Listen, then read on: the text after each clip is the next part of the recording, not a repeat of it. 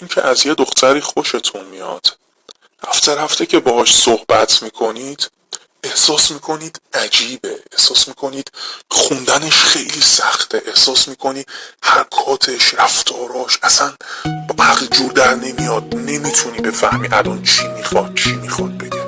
با خودت یه اتفاقی که خیلی رایجه و برای خیلی هاتون میفته چیه؟ اینکه از یه دختری خوشتون میاد، رفته رفته که باهاش صحبت میکنید احساس میکنید عجیبه، احساس میکنید خوندنش خیلی سخته، احساس میکنی حرکاتش، رفتاراش اصلا با عقل جور در نمیاد، نمیتونی بفهمی الان چی میخواد بگه. با خودت فکر میکنی وای چقدر خوندنش سخته، این اصلا عجیبه، این با همه دخترها متفاوته، این یه مدل خاصی، اصلا یه چیز خاصیه. ولی خب میخوام یه واقعیت تلخ بهتون بگم اینم اینه که خوندنش سخت نیست، تو براش جذاب نیستی. اگر نه تو برو از پسری که در واقع اون دختر جذبش شده از اون پسر بپرس فلانی خوندن این سخته، آدم عجیب غریبیه، عجیب رفتار میکنه. یعنی چی خوندنش سخته؟ ببینیم اوکی که روال نرماله، یه کلمه میگم 10 خط شروع میکنه حرف زدن، تعریف کردن، خیلی صافه، اتفاقا صاف و ساده است، چی خوندنش سخته؟ ببینید اما برای چی با شما عجیب غریب رفتار میکنه؟ یکی به در میزنه، یکی به تخته، نمیفهمید چی میخواد، نمیفهمید رفتارش چی میگه، چی میخواد، نمیتونید پیش بینی کنید. طبیعیه، چون جذبتون نشده.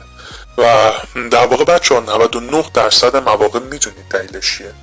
دلیلش اینه که شما همون اوایل کار، تو همون قدم‌های اولیه، استیج‌های اولیه یه گند بزرگ زدید، مثلا یه توجه بیش از حد بهش نشون دادید، رفتید یه حرکتی کردید، یه جوری به طرف مستقیم پیشنهاد دادید که در واقع به اون القا کردید که از اون پایین ترید، اون خیلی از شما های ولیو تره، خیلی از شما در واقع رد بالاتره و تو نسبت به اون خیلی پایین تری و اگر اون در واقع به تو نگاه بکنه اونه که به تو لطف کرده، اونه که در واقع سر تو منت گذاشته که حالا توجهی هم به تو کرده. و بچه ها این اتفاق میفته که دختر شما رو میذاره توی اون قسمت، توی اون دسته از پسرهایی که خب نباید به این خیلی رو بدم، نباید با این نزدیک بشم، این مردی که من میخوام نیست، یه مرد قدرتمند نیست، مرد ضعیفه، یه مرد بی‌اعتماد به نفسه، یه مرد تو کفه و این میشه که باهاتون عجیب غریب رفتار میکنه، اصلا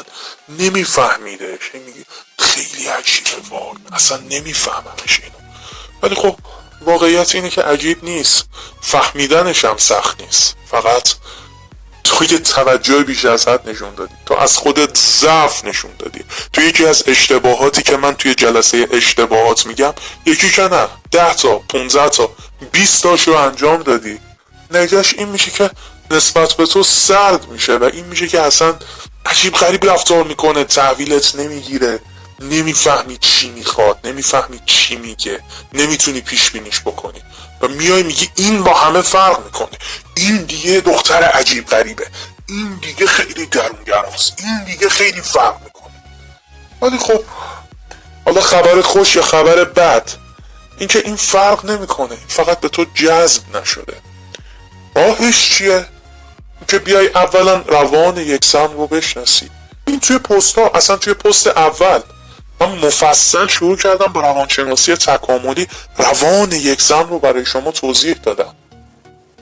روان یک زن رو بشناسید، اشتباهات رو بشناسید، ویژگی های جذابتون به عنوان یک مرد رو بشناسید و خیلی هاشو من در طی پست ها بهش اشاره کردم و خیلی از بچه ها میان میگم آقا با همین پست ها کلی پیشرفت حاصل شد، کلی کار تونستیم ما انجام بدیم. تمام اینها رو توضیح دادم که آقا اولا روان یک زن رو چطور بشناسیم، اشتباهات چیه، این اشتباهاتی که شما تو قدم‌های اولیه، توی برخوردهای اولیه مرتکب میشید و در واقع باعث میشه این اتفاق بیفته که فرداش پس فردا شروع میکنی با طرف حرف زدن، عجیب غریب رفتار میکنه، نمیفهمیش. آقا میخواد نمیخواد، چرا این مدلیه، این خیلی عجیبه، با خودت میگی این با بقیه فرق میکنه، این دیگه یه آدم عجیب غریبیه که من باید کشفش کنم و زور میزنید که طرفو بشناسید. بچه‌ها این بدتر باعث میشه طرف عجیب غریب با شما رفتار کنه.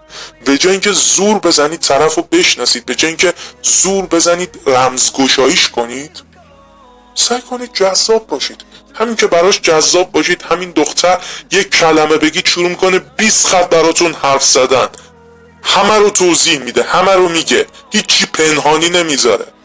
بعد اونجاست که میگه این همون آدمی بود که من فکر میکردم اینقدر پیچیده است، این همون آدمه. ببینید، پس سعی نکنید رمزگشایی کنید. این دختر واقعا پیچیده نیست که تو بخوای رمزگشایی کنی و فکر کنی اگر موفق به این کار بشه اون دختر جذبت میشه.